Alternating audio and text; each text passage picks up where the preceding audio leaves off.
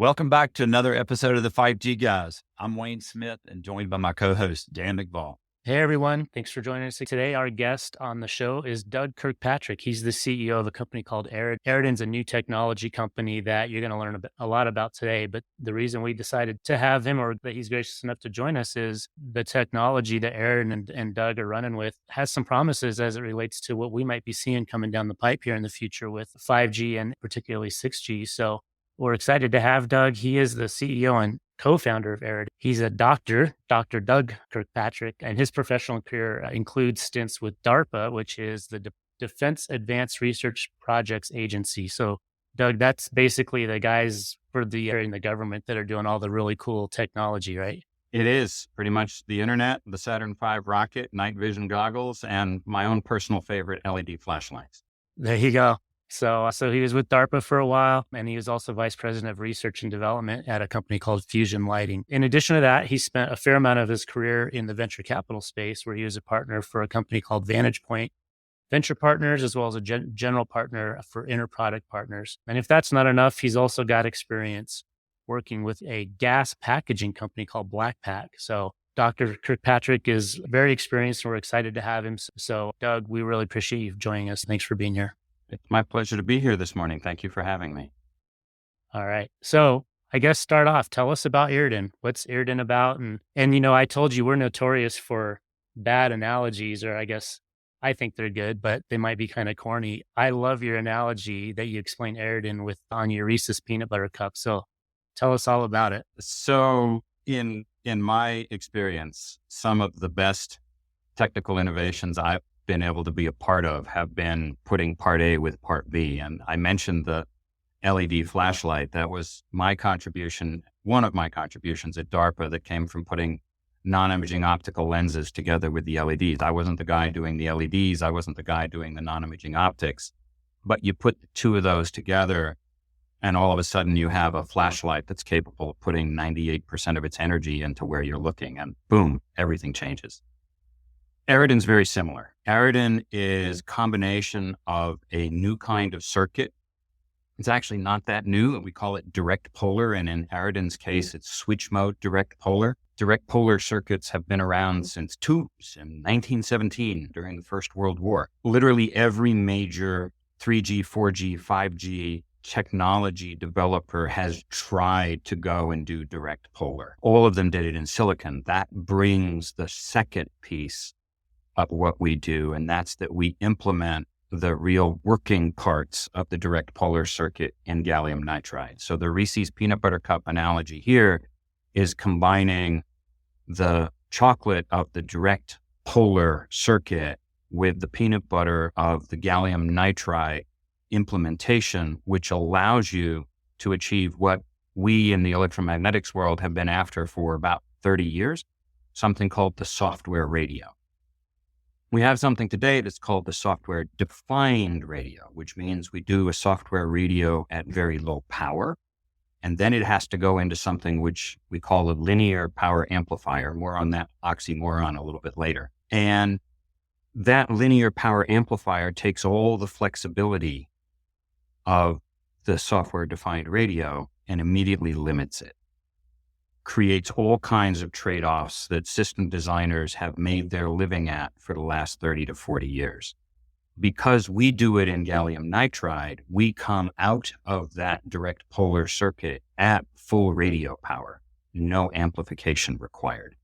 And that takes off the handcuffs and the shackles. And all of a sudden, you have a radio which is fully flexible, at full transmit power for telecom infrastructure applications. So now instead of being able to transmit a few feet with something which is a teeny tiny amount of power, now you can transmit and receive over several kilometers.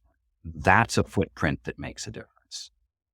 So let's break that down a little bit. Going back to the chocolate in the recipe, the software radio for our listeners, what we have out there today and have always had in these technologies are hardware radios. So that means the radio is designed and functions as a piece of very specific hardware. So we've talked about past episodes where changing from 2G to 3G, 3G to 4G is what I call a forklift upgrade. We literally had to rip out all of the electronics and replace them with all new pieces of electronics, all new hardware. So Doug, a software radio literally is, you're not changing any hardware. You literally are changing what that radio can do, whether it's frequency band, whether it's technology that's doing with software without having to forklift replace that electronics, correct? That is absolutely correct. That's a demo that we do down in the lab or with one of our products for customers and investors as we run 1G to 2G to 3G to 4G to 5G and circle it back to 1G again as we are hopping frequencies over multiple octaves. And we do that at full transmit power of something like 5 to 10 watts of peak power. And that's really the game changer. That gets into opening a lot of flexibility for some of the really challenged bands. We have some bands that are relatively uncommon, and as a consequence, they don't get a lot of attention from the big radio manufacturers. And that means it becomes very difficult to get that equipment, very expensive or very long lead times.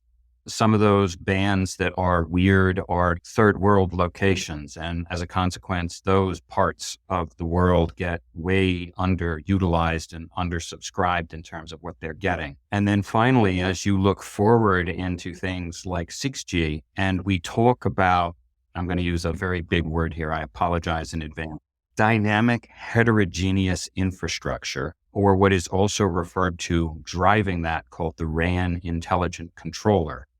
Those are huge opportunities for us to take advantage in how we actually fill the spectrum highway much more efficiently than we do today. Hey, real quick, a quick word of thanks to today's sponsor, Vertex Innovations. For over 17 years, Vertex has been building the nation's wireless and broadband networks. Providing project management, network engineering, and construction oversight are just some of the ways Vertex helps their clients. So if you're looking for more of a partner to help you with your wireless network designs, construction, implementation, or operations, reach out to Vertex. You can find them at vertex-us.com. That's VERTEX-US.com. You and I, prior to recording today, have had a chance to talk a fair amount, and I shared with you the analogy that Wayne and I use to describe generations of technology in cellular and spectrum, where spectrum is the roadway, the lanes on the highway, if you will. As we get more bands, we have more lanes that allow the technology, 4G, 5G, which is like the cars, right? Moving from a PW Bug up to a Maserati. And when I explained that analogy that we've been using to you, I loved your response to what you guys are doing, how that sort of translates into that analogy. You want to share that again? That was, I think, a really good explanation. It's one we actually used to explain to investors 3 or 4 years ago. So when you and I were discussing, it was like, yeah, exactly. I know what you mean. The fact that we have a software-defined radio, which means it's rigidly defined in frequency, in that analogy means it's like driving on a highway that has Jersey barriers between every lane. You can't change lanes. That's all there is. And if the traffic in the lane next to you is not full and your lane is backed up because all of the customers in your area are AT&T and Verizon next door to you is undersubscribed, you can't borrow some of that spectrum from Verizon and unblock your lane. That's not physically possible. And our radio completely changes that. That's what I mean by a dynamic heterogeneous infrastructure. What it allows the radio to do is to change frequencies on the fly at full power over, even if you only did it within an octave, which would be a limitation of current old style antennas, but there are new generations of antennas that are multi-octave antennas. Now what you can do is you can spread the energy density over those bands. There was a survey done in 2014 of the band utilization in New York City and in Chicago. And it turns out that the actual utilization of the frequency spectrum in Chicago was about 2%, and in New York City was about 4%, time averaged over 24 hours. And That's pathetic. Much like a disk drive, you probably can't get way above 50% before you start running into each other. But you're talking about using spectrum 10 times more than we're using today. That's a massive jump forward. All of that comes down to the underpinning of the technology being able to freaking change lanes on the highway. This is not rocket science. This is pretty simple stuff. Well, let me jump in. I think a question that comes to my mind in how it's done today in the spectrum auctions and when a carrier buys the auction, if I hear you correctly, it sounds like that with new technology that you guys are creating, that you can actually share the spectrum if you can work out who owns the spectrum and utilize it more effectively. But you have to get those people to collaborate on the spectrum though, correct? Well, yeah, absolutely. Let's think about a trucking line and let's think about railroad lines. I'm sending a train and it makes a whole lot of sense for me to just add on a few cars to a train that's already going. And I just pay the guy who's already running that train, hey, you'll take my 3 cars along. So I'll use that same analogy. AT&T has more demand than they have capacity in that particular band. Verizon is undersubscribed. Well, that means Verizon has spent money for that band and they can have a exchanging financial agreement with AT&T. Hey, you guys borrow a little bit of our spectrum. We'll license it back to you and we'll just do this exchange and everybody wins. This is economics. This is not difficult math. Yes, there are things that the FCC would have to enable in order to have this time of real-time arbitrage. But when you consider a tenfold opportunity for the increase in efficiency of the utilization of the public good spectrum, this is pretty as no-brainer as it. Yeah, bingo. I mean, that was the point I was going to follow up with is we have to remember that the spectrum is a public asset. It's an asset that is ultimately owned by us, the citizens, by the United States. And the FCC is just the guardian of that. And they are auctioning this off to carriers.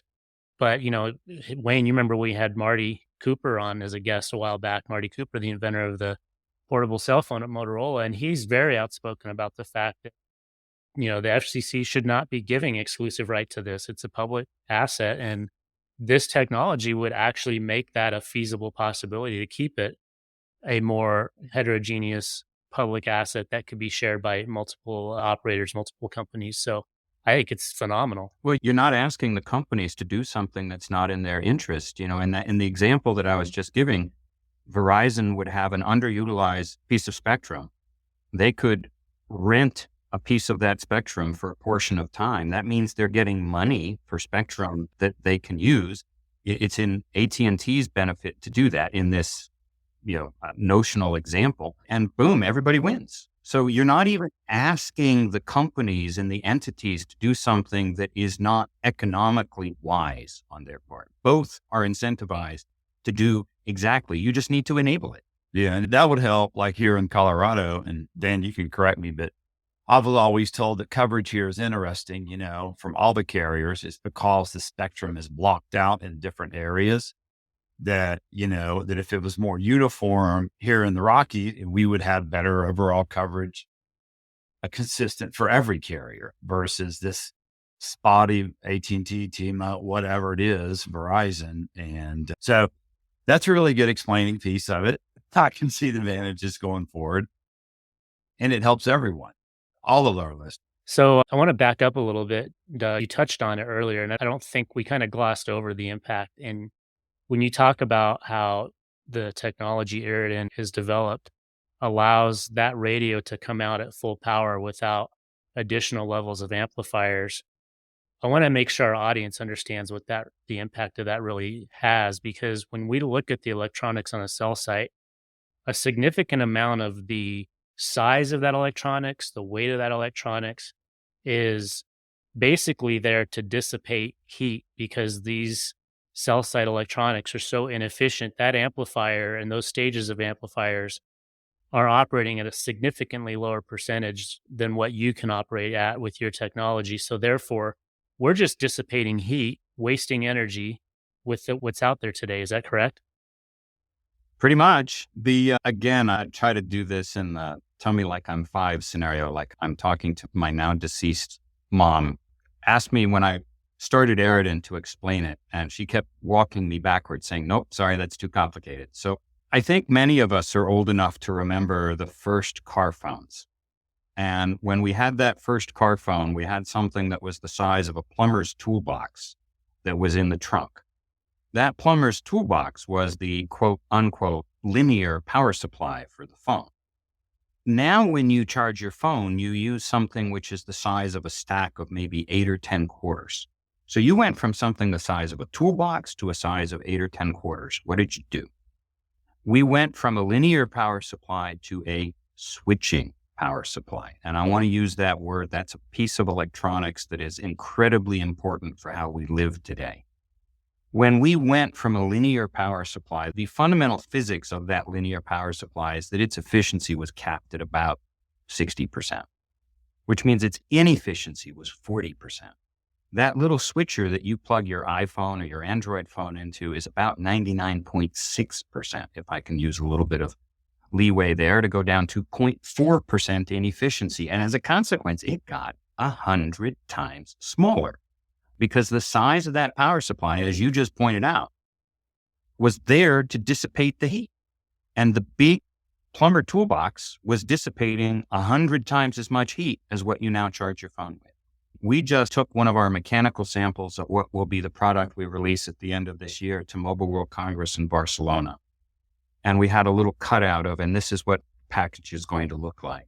And the shock on people's faces when they came by. One of my very, very good friends who's at one of the big companies looked at it and said, holy crap, this is the first 5-pound radio unit in existence.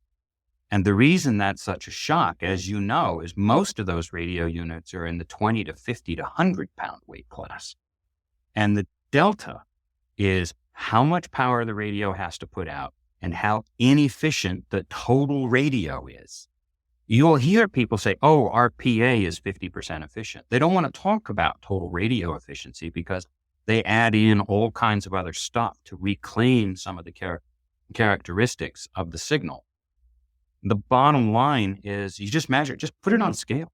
This one's 5 pounds. It covers 3 kilometers. That one's 25 pounds. It covers 3 kilometers.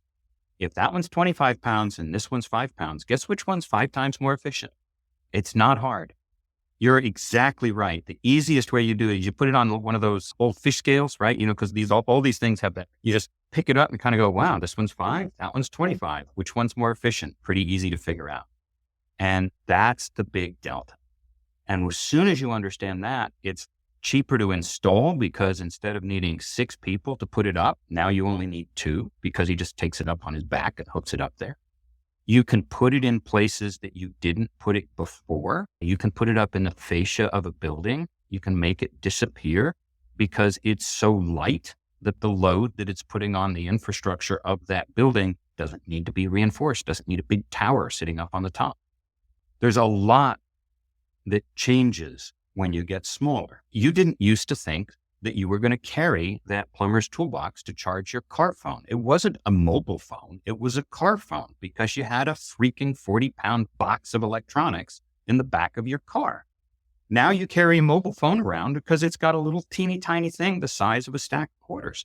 It changes everything. Yeah.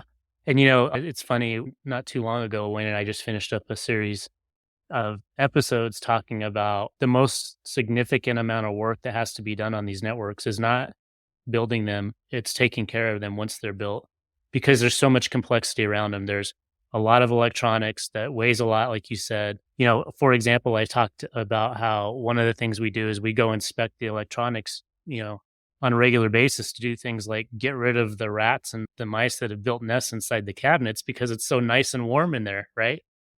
Well, that's because we're generating all this heat, you know, so the ripple effect of what you guys are offering to the industry is huge. I mean, we don't necessarily have to have the space anymore inside the structures at the bottom of the tower. We don't necessarily have to have all the air conditioning. You know, a typical cell site, we're having to bring in usually at least 200 amps of service. I mean, that's the same amount of service we bring in to power our homes, right? We're talking about now a cell site only needing 20 amps or less of service to run a cell site now. And most of that is to run the servers, not the radio. right? Most of that is to run the CUDU, the core CUDU elements that are down at the bottom of the tower, not the radio at the top of the tower. The radio at the top of the tower is going to take 10 watts. If you're bringing in service talking, I'm bringing 208, or even if I'm bringing in 110, I could even do this with solar. I mean, that's one of the things that you start to realize is I can put a small backhaul radio up there. I don't need to spend $1 million a mile to string power to something. I can put this out there. It's now power efficient enough that you can run it with local indigenously available power. That's a huge game changer. I went on a retreat up to a Buddhist monastery in the high Himalayas in Nepal. And down in the valley below that, there was a 3G cell site that could come up for 3 hours a day because it was being powered by a small little hydro generator sitting in a stream. Little, easy math. We changed that to giving them 5G 24/7, 365. How does that change things? Manifest everywhere. I mean, our mission that we talk about here at Eridan is we want to transform connectivity for the entire world. Yes, in some places that means it's all about spectrum and being able to change lanes. In other places, it's about the efficiency being such a huge paradigm shift that all of a sudden how you gain access changes. Think about that in terms of now using these satellite systems that are becoming pervasive as backhaul engines. I get all the efficiency of terrestrial link to my conventional handset, and I have all of the cost savings of using those satellite networks to be doing the backhaul to primary nodes. Okay, fine, I'll have a little bit of lag. I'm going to worry that it takes my website 100 milliseconds longer to load up. Seriously? That's a concern as opposed to not having anything at all? I mean, it changes everything. Yep. I think one of the notes that come up for me, maybe I'm misunderstanding, but I want to ask. We made the comment that we would move from a hardware radio to a software radio. And if that's the case, I know what comes up when software, there's a lot of security concerns. Do we have more security concerns in this type of environment than the existing environment? I don't know the answer to that, but I'll put it to you. Yeah. So that is an awesome question. So one of the things that is embedded in our radio, the way we are setting it up, is we have a very fixed set of commands that we respond to. And therefore, you can't, how to phrase this, I don't want to say we're a dumb radio, but I guess we're a dumb radio. We simply do what we are told, full stop. There is nothing you can do and to get inside our radio to change what its responses would be. Now, going back into what the network is actually telling our radio to do. Yeah, once you have a radio that can go jumping all over the place, you need to be a lot smarter about the security that you have back in that thing that we call the RAN intelligent controller that actually governs what the radio is doing at any moment in time. Yes, that is true. Just like all of a sudden the lights on the streets all of a sudden start going at different colors randomly and everything goes green and everything goes red and everybody runs into each other in the intersections. Yeah, that is actually something that as we move towards 6G, the security around the RAN intelligent controller and the security around how that is promulgated for control of the system to prevent multiple green lights coming on at the same intersection, which would be obviously a bad day. We need to be thinking about that. But just because we have accidents when we change lanes on the highway, does that mean we don't want to change lanes on the highway? Yep. Yeah, no, it's like any technology innovation. As our capabilities change, it kind of opens up all these great opportunities, but it also opens up the need for paying attention to unintended consequences. And for sure, our entire world is becoming very dependent on strong cybersecurity. Full stop. There's just, no way around it. And that's a good problem to have, right? Because all of the innovation that is there that needs it. So before we kind of wrap up, this is so exciting to me. Like I'm geeking out about it. Tell me a little bit about what's the pathway to scale for this technology in the world we live in. What has to happen next for this to become the standard that we see out there in the world? We're going to be getting our first products out later this year. And those first products are going to target small scale demonstrations in the field where the key features of our product are demonstrated in a commercial outdoor environment to help some of our next step larger customers realize that this risk has been retired. Those are typically going to be small cell implementations. They may be standalone small cell implementations in the CBRS band is probably the first place that's going to happen for remote enterprise users, because for those users, much like the first LED flashlights went to special forces in Iraq and Afghanistan, because that's where the overwhelming value immediately accrued. The first place that we will probably do this will be some remote enterprise implementations in the CBRS band. The next thing that comes after that, and we're already in discussions with a couple of OEMs, there's a piece of what we do, the front end side of what we do, that is extremely applicable to reducing the power consumption of massive MIMO. And that's the first place that we probably are going to see this go to big scale, because the efficiency advantage that we have immediately takes the thermal problems they're having in massive MIMO and eliminates them. And the massive advantage that we have in the cleanliness of our signal, which I'm just mentioning for the first time just now, because it's an all digital, all software radio, gives us a massive advantage in terms of the throughput that those massive MIMO radios can achieve in dense environments. Those are the two big steps. Going to see the first of those steps happen the end of this year, beginning of next year. Going to see the second of those steps probably happening by the end of 2024. And when you see those rollouts starting to happen, that's when this is going to be one of those Katie bar the door, here it comes. Because as soon as it starts to get out there at scale, everybody's going to realize that they have an opportunity to reduce the power consumption of the telecommunications network by a factor of 10. And when that happens, everybody's going to go, damn, how quickly can I do this? It's going to be a small step, a bigger step, and then the exponential curve. Before my follow-up question to that, I'll keep ourselves honest on helping our listeners that maybe didn't know what CBRS or MIMO are. So CBRS, we've talked about it in some prior episodes, Wayne, is a spectrum band the FCC's allocated. It's called the Citizens Broadband Radio Service, I believe.